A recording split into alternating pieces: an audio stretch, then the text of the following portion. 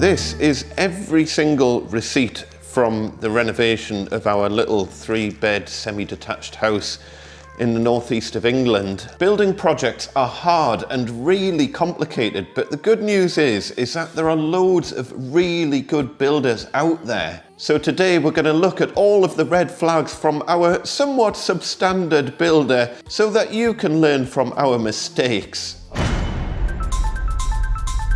Before we even start looking at how to find a good builder, I think it's important that you understand what a builder actually is in the UK. You see, like many people, I assumed for many years that a builder was a dedicated trade in its own right. For example, you could go to college and learn how to become a builder and have a plaque on your wall saying, "I'm an official certified builder."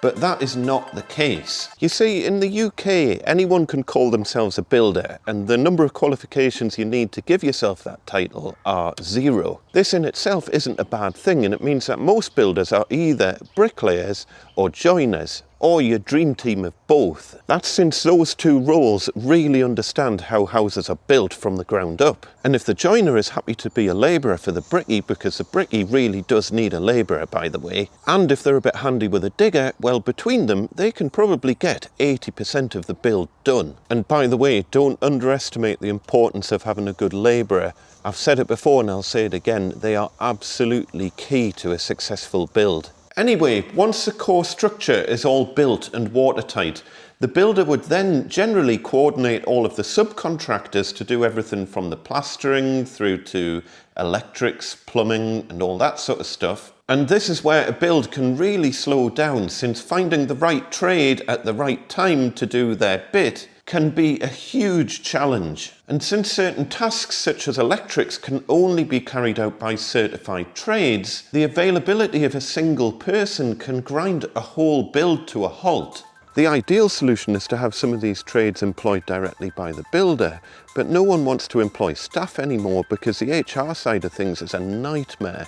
This is a huge topic in itself, but effectively employee rights are now so protected that most employees have become subcontractors and effectively have no rights. And that in turn makes everything much more expensive. On top of this, and as mentioned before, we're living through a global competency crisis at the minute, since certainly in the UK, the education system simply isn't pushing the trades as a viable career path. This is kind of crazy when you consider bricklayers can now get a starting salary of £35,000–40,000 a year. If I was starting out from scratch now, it's seriously a route I would be looking into. And I've got personal experience of this, it's next to impossible to break into the trades at an older age because everything is geared around teenagers doing apprenticeships, and that is just not practical for older people with responsibilities and a family. What I'm trying to say here is that good builders are like rocking horse shit.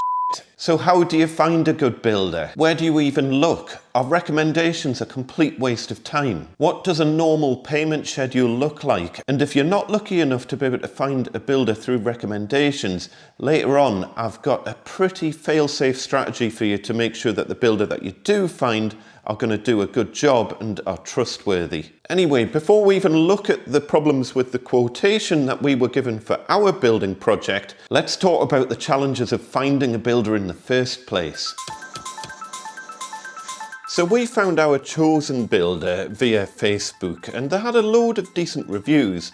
The trouble is, the reviews were either fake or they were for jobs that had nothing to do with building houses. The reality is, unless a company has hundreds of reviews, I would take them with a pinch of salt. Do you know how easy it is to create fake reviews on Facebook and Google? All you need is email addresses and you can set them up for free these days. I could probably set up 20 email addresses and 20 fake reviews in under an hour. Now, to all the builders out there, don't let that put you off gathering proper reviews from customers, but you're going to have to build up a lot of them for it to be worthwhile. I would personally put all of my attention into one platform such as Google My Business and just focus on that. Switch reviews off on everything else, because if you haven't got time to police them, they can do more harm than good. Anyway, the first major red flag to me, before we even got to quotation stage, was that this company didn't have a website. A website would have given us an instant hub and reference point where we could find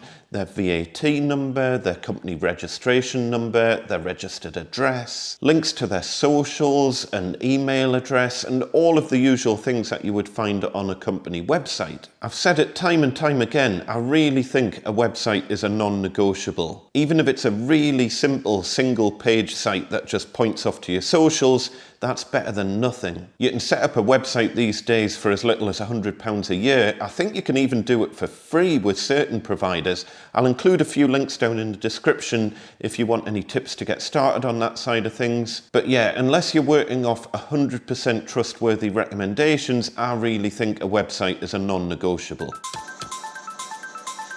Moving on from that, I was quite impressed that this builder got back to us in a timely manner with an initial quotation and a bit of a breakdown of the job. We'll brush over the spelling mistakes and bad grammar, and honestly folks, if you're putting together quotes for major projects such as this, please get someone to proofread what you're sending to clients. It's all about first impressions. So ignoring all that, they did actually pass the first test, which was to tell us what company name we were going to be dealing with. We'll brush over the fact that it was bollocks, since they were actually billing us through a different company to the name of the company that was on their emails, but you must establish from day one who is the legal entity that you're going to be dealing with for the entire project. If they're a sole trader, they should be telling you their full name and their address, and you should verify this as well. You can do that simply by sending them something by post and checking they received it. If they're a limited company, on the other hand, everything is much more in the public domain,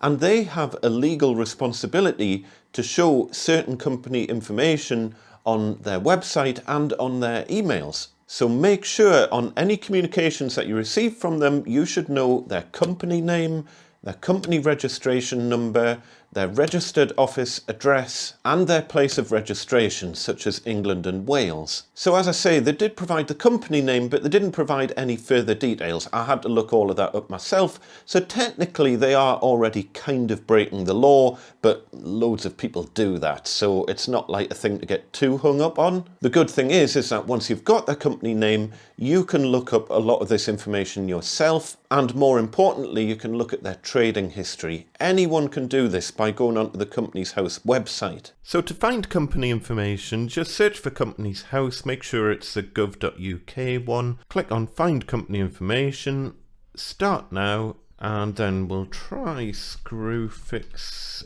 try to find something that's not too confidential. Screwfix Limited, there we go, and brilliant, this appears to be a dormant company.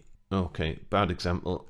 I guess it's Screwfix Direct Limited then, let's try that one. Yeah, that looks more like it. Incorporated 1995, and it's a good idea to check that nothing is overdue, accounts shouldn't be overdue, and the confirmation statement shouldn't be overdue. If they are, you need to ask a few questions. And then you can drill into filing history. From here you can download the most recent company accounts and just check that everything looks in order. And what you can also do is look at the people involved in the company. So here we can see there are 52 people involved, but a lot of them have already resigned, so we'll just click the current officers, and then from there you can click on that individual person and you can see other companies that that person is a director of. So you can see that all the different kind of subsidiaries of Screwfix, Plumfix, all of that sort of stuff, this person is a director of as well. And by the way, one thing I forgot to mention earlier is the format of the quotation. I think for a relatively big job, it would be nice to see it in a proper PDF format where it's been produced as a document rather than just an email that's just been kind of slung together. But to be fair, that's more than I got from any other company who quoted, so yeah, you take the rough with the smooth, I guess. Now obviously don't disregard companies that have no trading history, because there might be a really good new business, and we need as many good new businesses as possible in the construction sector. It just means you're going to have to do a little bit of extra homework to check everything is legit and that their work is up to scratch. But the most important thing that should have rang alarm bells from our very first contact with them was their VAT status. Quoting a job as £58,950 Inc. means nothing. Either it includes VAT or it doesn't include VAT. If it does include VAT, they should be telling you their VAT registration number as a matter of course. You shouldn't have to go hunting for it. Normally it would be included along with the company registration details in the footer of their emails. And if they're not VAT registered, they should be making it abundantly clear. It should say something along the lines of not VAT registered, no VAT to pay. But there should be absolutely no ambiguity on this topic. You need to know if the quote that you're being given includes VAT or doesn't include VAT. I briefly mentioned last time, but the VAT threshold in the UK is £85,000 of turnover. So that means it only takes two £50,000 jobs and they're already over the threshold. So either they're only doing one big job per year, or they have to be VAT registered. There are a few exceptions to this though that I will come on to later on, but this is just kind of generally speaking. If there's no VAT number there, if they're not making it clear whether or not VAT is included in the quote, alarm bells should be ringing. And then once again, once you have their VAT number, you can do a really quick check online to check that it's legitimate and what company or business name it's registered against. To check a VAT number, again, make sure you're on gov.uk, check a VAT number. There's the web address there if you need it. Scroll down, click on Start Now, and we'll just pick on Screwfix again. Let's scroll to the bottom of the web page and look at that. They have been good, boys and girls. And you can see there we've got the company name, we've got the company registration number, and we've got the VAT registration number. So I'm just going to copy that, head over here, paste it in, click search, and interestingly that's actually registered to Kingfisher PLC. So if this was a builder kind of situation, you would do a bit of digging around that. But as you're probably already aware, Screwfix is owned by the Kingfisher Group, so that is kind of to be expected. The next red flag was reluctance to tell us anything about insurance details. It's something I pestered them about on several occasions, and they kept on promising that they would give me their insurance policy number. Yeah, okay, on liability, we'll give them or you, anyone, the policy number, etc. I don't want their insurance policy number. That is absolutely meaningless. I need to see a physical copy of their insurance documentation, something they can easily send me by email. Back when I was doing client work, I'd regularly get asked if I had public liability insurance before doing big jobs in customers' houses, and I would just routinely send them a copy of my schedule, and it was never a problem. If you've got nothing to hide, I would see no reason why you wouldn't send that to the customer literally on the first instance that you send them an email. So from the get-go, to save a whole load of time wasting, before they even come out to site, they should be giving you their full business details, their VAT registration number, and a copy of their public liability insurance. Don't even bother going to the quotation stage until you've been given all of that information. The next mistake we made was letting them handle the relationship with the architect. Now, the reason we did that is because we are aware that there are building firms out there that offer a kind of one-stop shop service where they do everything. They either have an architect on staff or they have an architect who they effectively subcontract to that they have a working relationship with. Generally speaking, if the building firm is going to be providing the architectural services in-house, they're probably going to be a fairly big firm, and they're certainly going to have a website. But to keep life simple, assuming you're not going through a bigger company who can provide that service, get the architect drawings done well in advance of getting your builder involved in the project. A lot of the bigger companies that we got to quote actually said from the outset, we're not even going to entertain the job until you've got everything planned and signed off from square one. And that means architect plans, structural engineer plans, plans for building regulations, making sure that everything's been signed off from the planning department, making sure everything's signed off for the building regulations application, party wall notices all signed off, and party wall awards in place if that is necessary. You'll probably find your architect has an ongoing relationship with a structural engineer who they can recommend. Again, keep that relationship separate. You want to pay your architect, you want to pay your structural engineer, and then once they've kind of done all their thing, then you can get the builder involved. Obviously, if the architect and structural engineer are used to working with each other, then they can probably share drawings and things electronically using the same CAD platforms and stuff like that, which makes life generally a lot simpler. And it's also worth bearing in mind that there's no real point getting a structural engineer involved until your architect plans have been signed off by the planning department, because if anything has to be changed, it's probably going to change everything on the structural side as well. My best tip to find a good architect is to have a look on your local planning portal for your council and look at jobs in your local area that are similar to the job that you're having done. And you can normally find the architect details on the plans that you can download for free from the council website. You can also get the address details of the property, and from there you could potentially get in touch with the property owner to check that the architect did a good job. If they did and you're happy with the quotation they give you, then congratulations, you're up and running. They can start putting your plans together while you look for some recommendations for builders. And that leads me on to the thorny subject of recommendations. So everyone will normally say something along the lines of always use someone who gives you good recommendations, or always go by word of mouth and try to get referrals from people and all that sort of thing. Well, sorry, but in the real world, most of that is just nonsense. It's all very well for legitimate builders who you might know the people who have given you the references that have had the work done and all that sort of thing.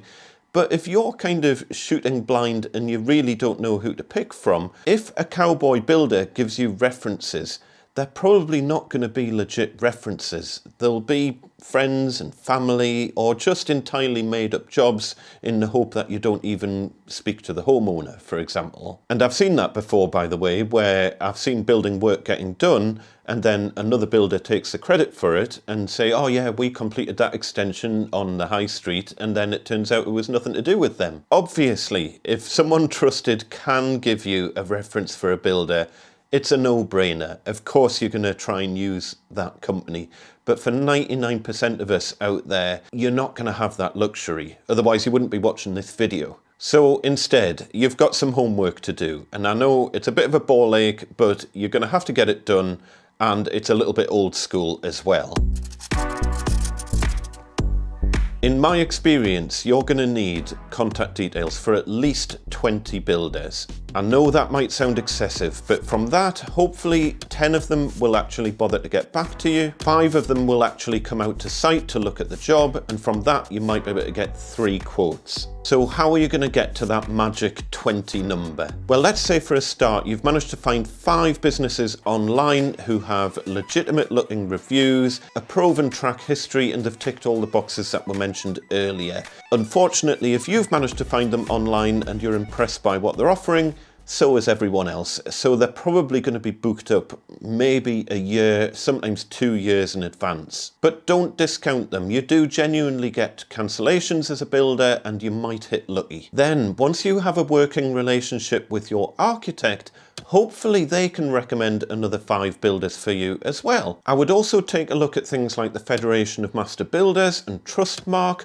Hopefully you can shortlist another 5 from there. And then back to the planning portal on your council website, hopefully you can find 5 similar looking jobs in your local area. All of their name and address details will be on the planning portal, and literally just write them a letter. Just say, I saw you recently had an extension done. I'm wondering how everything went. Would you mind letting us know the builder that you used, and did you have a good experience with them? And just see what you get back. Hopefully from all of that you can get a short list of the 20 companies to give you the final 3 quotes for the job that you want doing. And of course, I don't want to entirely dismiss trade directories. I'll include like a few names on the screen. It's not sponsored, so they're not getting a shout out. In all honesty, I've had mixed experiences of these over the years, some good, some bad. I think you take your chances like anything else. There's also the buy with confidence scheme, but I don't really understand it because I don't think it operates in our area. I also get very nervous when I see anything that says trading standards approved, because that's just a marketing gimmick in my view. If you look at the situation we had, trading standards would have had nigh on nothing to do with that. So even our builder could have said they were trading standards approved. even though they did a pretty terrible job. In fact, if my last experience of trading standards is anything to go by, it would have just resulted in 6 months of emails going backwards and forwards without any real practical resolution. That's just my experience, by the way. Others may think differently. Another route seriously worth considering is to use a project manager or a building consultant to help with your extension project. I've known of some architects who provide this service, and again, mixed results, some good, some bad. At the end of the day, they're probably going to be relying on the skills and availability of the tradespeople that you would probably be using anyway if, for example, you managed the build yourself. So again, I wouldn't discount that as an option, but do your homework. Let me know in the comments if you've had any good or bad experiences with all of those things that I've mentioned, especially the buy with confidence scheme, which I'm still really struggling to wrap my head around. Why do only certain councils support the scheme, and by any chance are the councils getting a financial kickback for pushing people to use that scheme? I have much confusion. Right. Payment plans. Again, your builder should be making it abundantly clear how payment for the job is going to work, and they should be telling you that from square one. Because if they've got some dodgy payment plan that you're not entirely comfortable with, then there's really no point in taking things to the next stages. If you remember, our builder wanted £5,000 weekly payments, which we were never particularly comfortable with, and I would tend to agree with what a couple of you in the comments suggested, that that is a payment plan designed for someone who's going to cut and run. They've clearly had experiences of jobs going awry in the past, and that's why they've put that kind of payment plan in place. The normal approach is payments on particular milestones of the build. So for example, you might make a payment once the foundations are done and the walls are up to DPC level, and then another payment once the brickwork is done, ready to put the roof on, then another payment once the building is weathertight, and then a final payment once the whole project is finished. Having said that, there is an exception to that rule, and it potentially circumvents the VAT problem as well, so we'll come on to that later on. But yeah, generally speaking, there should be no big deposits, and there should always be an opportunity for you to get out of the contract if things aren't working out. The detail of contracts are a bit too much to cover in this video, but do check out some of the comments on the last video, because a few people have given a few suggestions of what you can do on the contract side of things. I'm not really qualified to talk about that. Another thing I would suggest is to ask the builder for details of current projects that they're working on. So this is before they've even started on your build. You're just in the quote stage. You need to go and visit the properties that are getting work done by that particular builder. Just have a look round, check everything looks in order, should be a nice tidy site. Doesn't need to be immaculate, it's an active building site, but it shouldn't look like this. And what that also gives you the opportunity to do is have a chat with that homeowner and just check generally how things are going. A few things to look out for: do they look like they're looking after their tools and equipment? Are materials being stored neatly on site? What are they doing for toilet facilities? And that neatly brings me on to the topic of skips. Hopefully they're not using the skip as a toilet. Why our builder didn't order a skip in the first instance is absolutely beyond me. Even speaking to his labourers, they didn't understand why he didn't order a skip. This was the root cause of a lot of our problems. Even for relatively small building projects, you need a skip really, because it's the dustbin for the builder. If there isn't a skip there, you need to question, well, what are they doing with all the waste materials from the build? A grab lorry is great for things like rubble and soil and all that sort of stuff, but normally they don't take general waste. And a building site generates a lot of general waste. So you should expect there to be a skip on site, and if there isn't one there, ask them, what do they do for waste management? It might be that they take the waste away in the back of their vans, which is fine, but I doubt they're going to do that.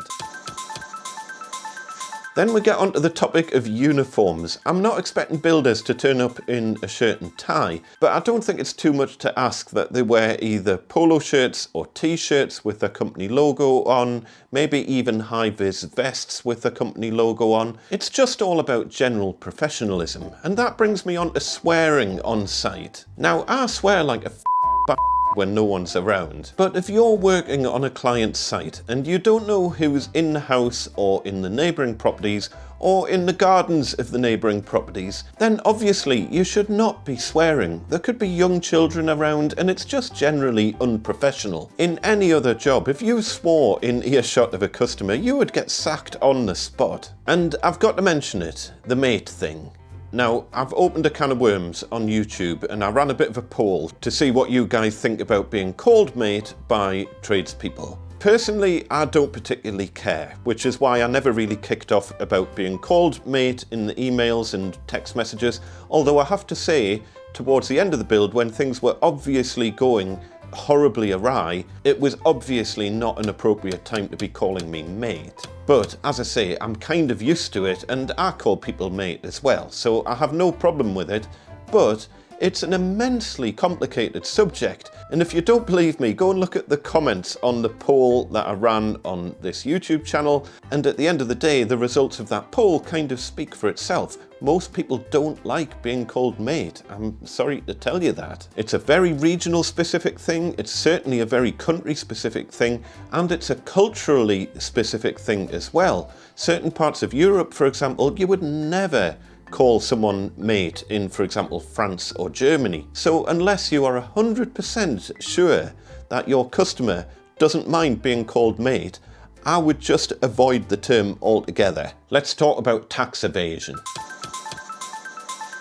I'm only joking, we're talking about staying above board here, but there are legal ways of having builders involved on a project where you don't have to pay any VAT. Kind of. This is kind of touching on using a project manager or a building consultant or something like that, but I'm increasingly seeing builders who are acting as project managers rather than an all-inclusive kind of building operation, if that makes sense. So effectively, you might have a bricklayer who is a builder, and what they effectively do is manage the build for you, but you buy all of the materials, you pay all of the contractors directly. They kind of coordinate everything. They'll obviously do their own trade, be it bricklaying or joinery or whatever. They'll arrange for the scaffolding at the correct times. They'll tell you all the stuff that needs to be ordered and when. It's a bit like using a building consultant, only the consultant is also doing some of the physical work on the build. The advantage of this route is that you're only paying your builder to do his bit of the physical build and effectively a project management fee, and everything else you're paying the other parties directly. This means that the builder can probably stay under the VAT threshold, and this means the builder's fees are 20% cheaper. You'd still have VAT to pay on the materials, but you're going to have to pay that anyway, so that doesn't really change. All I would say is, if that is the route you're going to go down, your builder should be making it abundantly clear from square one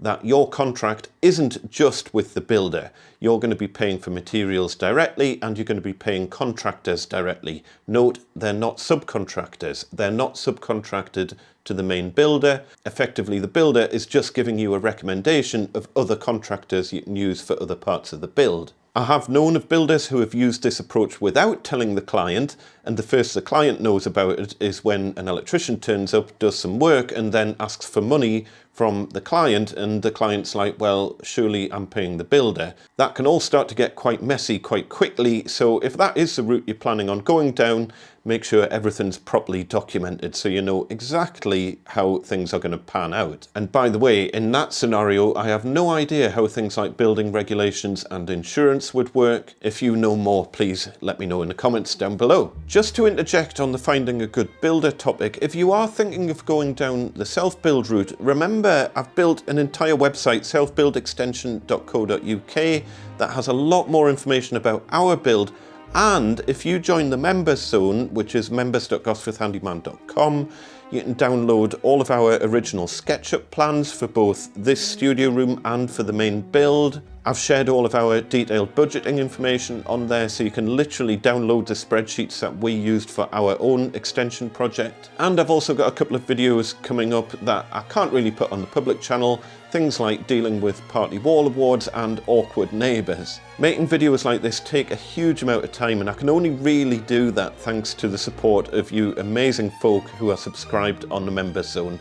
So if any of that additional content is going to be of use, head over there, members.gosforthhandyman.com. So I did say earlier that there was a fairly kind of foolproof way of finding a builder who is going to be trustworthy and do a good job, even if you don't know who they are. And my tip to finding a builder like that is to check out their social platforms. Some very successful tradespeople are using TikTok these days. X, which was Twitter, is also becoming increasingly popular for putting this sort of content onto. And of course there's Facebook as well.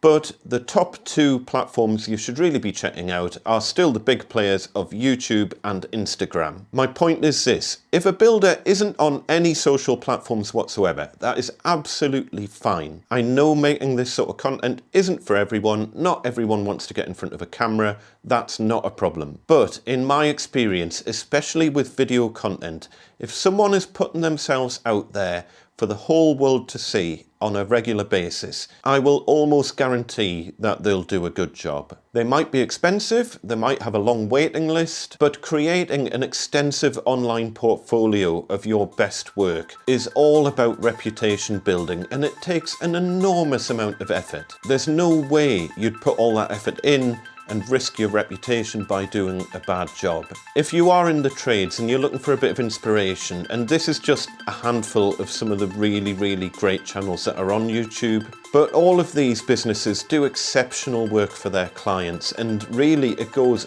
above and beyond anything I've seen before. In no particular order, and I've mentioned a few of these before: D&J Projects, Robin Clevitt, The Tall Carpenter, Bricklaying with Steve and Alex, Mr. A Builders, Build with A&E, Asheville Construction, and my current guilty pleasure, Brockstone Landscape Construction Liverpool. The work that Matty and his team do, honestly, they've taken block paving to a whole nother level. And the thing is, you'll not understand the level of commitment that all of those channels have until you try filming a project while it's peeing down with rain, you're in a muddy ditch, you're covered from head to toe in cement dust, you're trying to operate a camera and keep microphones clean, and then a battery goes flat or a memory card fills up. Doing the sort of work that they do while filming it and then editing it all in their spare time, it just shows an unbelievable amount of commitment, and that's why any one of those companies I would have no hesitation in recommending. I know there'll be other channels that I've missed, but those ones just constantly churn out content that promotes pride and professionalism, and you just can't fake that. So folks, as per usual, I've learned a huge amount from your comments that you left in the last video, and I'm sure I'll learn even more from the comments that are left in this video as well. They are absolutely invaluable. Please keep them coming, because everyone who's watching this video to find a builder can read your comments and learn from everything that you amazing people have said. We'll leave it there for today. I've yabbered on enough. As per usual folks, look after each other, be nice to each other. We shall see you next time. Tatty bye.